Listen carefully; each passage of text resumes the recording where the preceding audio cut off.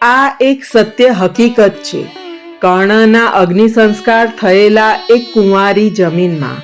આ જમીન ગુજરાતમાં જ છે અને હજુ પણ આ જગ્યાએ જ સૌથી વધુ દાનવીર પેદા થાય છે.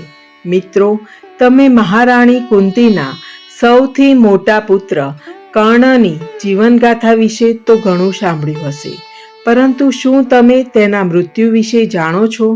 તો આજે અમે તમને તેના મૃત્યુ અને તેના સંબંધિત રહસ્યો વિશે જણાવશું, જેનાથી લગભગ તમે અજાણ જ હશો.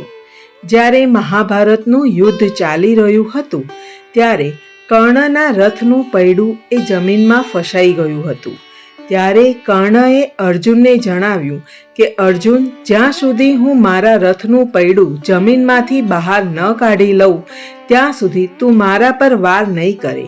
આ સાંભળી અર્જુન અટકી ગયો. ત્યારે ભગવાન શ્રી કૃષ્ણએ અર્જુનને કહ્યું કે અર્જુન, તું કેમ અટકી ગયો? બાણ ચલાવ. અર્જુને શ્રી કૃષ્ણને જણાવ્યું કે તે યુદ્ધના નિયમથી વિરુદ્ધ છે. ત્યારે ભગવાન શ્રી કૃષ્ણએ અર્જુનને યાદ અપાવ્યું કે જ્યારે અભિમન્યુ એકલો જ બધા યોદ્ધાઓ સામે લડી રહ્યો હતો ત્યારે યુદ્ધના નિયમનો ખ્યાલ રખાયો હતો. ત્યારે શું પિતામહે યુદ્ધના કોઈ નિયમ બનાવ્યા ન હતા?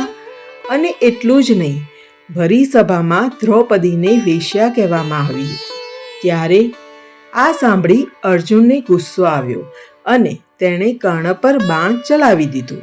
મિત્રો, તમને જણાવી દઈએ કે અર્જુન દ્વારા ચલાવાયેલું આ બાણ એ કોઈ સાધારણ બાણ ન હતું કે જેનાથી કર્ણ બચી શકે. તે પાશુપત્ર હતું, જે ભગવાન શિવજીના વરદાનથી અર્જુનને મળ્યું હતું. જ્યારે પાંડવો 14 વર્ષના વનવાસ માટે ગયા હતા ત્યારે ભગવાન શ્રી કૃષ્ણએ પાંચેય પાંડવને અલગ અલગ તપસ્યા કરવા માટે મોકલી દીધા હતા.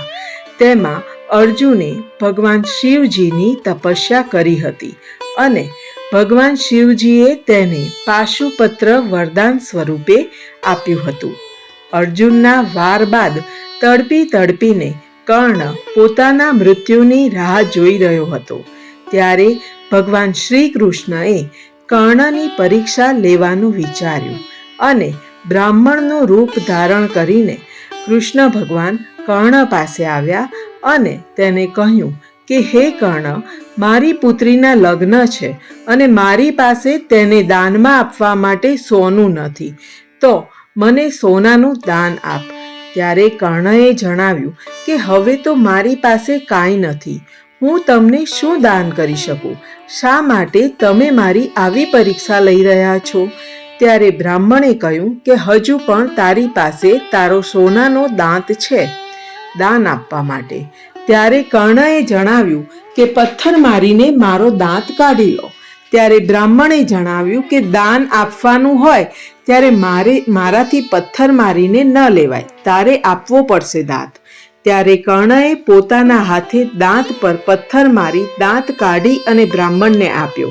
ત્યારે બ્રાહ્મણે કહ્યું કે દાંતને પવિત્ર કરીને આપ. ત્યારે કર્ણએ પોતાનું બાણ જમીન પર ચલાવ્યું તો ત્યાંથી ગંગાની નદીની જળની ધારા થઈ અને દાંત પવિત્ર થઈ ગયો.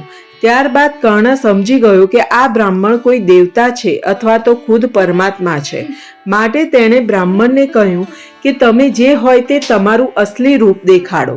ત્યારબાદ ભગવાન શ્રી કૃષ્ણ પોતાના અસલી રૂપમાં આવ્યા અને કર્ણને જણાવ્યું કે તું ખરેખર મહાન દાનવીર છે. તારા જેટલું દાની જગતમાં બીજું કોઈ નથી, માટે હું તારા આ કર્મથી પ્રસન્ન છું. તું જે માગીશ તે આપીશ, માટે કોઈ વરદાન માગ. ત્યારે કર્ણએ કહ્યું કે આમ તો મેં ક્યારેય કોઈની પાસે કશું માગ્યું નથી, પરંતુ આજે એક વરદાન માગું છું કે મને જન્મ એ કુંવારી માતાએ આપ્યો છે, માટે મારા અંતિમ સંસ્કાર પણ એ કુંવારી જમીન ઉપર થાય તેવું ઈચ્છું છું.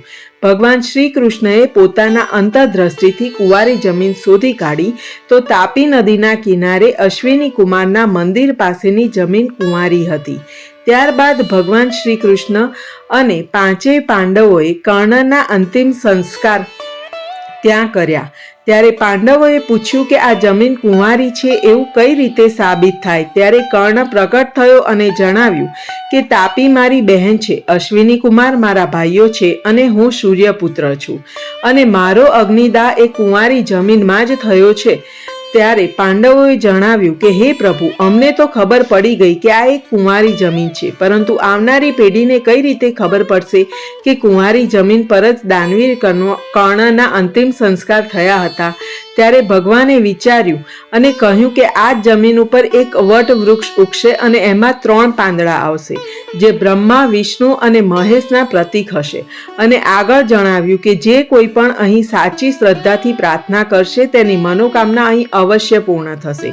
મિત્રો, આ વટવૃક્ષ આજે પણ છે અને આજે પણ તેમાં માત્ર 3 જ પાંદડા છે, જે એ વાતની સાબિતી આપે છે કે દાનવીર કર્ણના અગ્નિ સંસ્કાર ત્યાં જ કરવામાં આવ્યા હતા. મિત્રો, સૌથી મજેદાર વાત તો એ છે કે આ વટવૃક્ષ આપણા ગુજરાતમાં જ છે.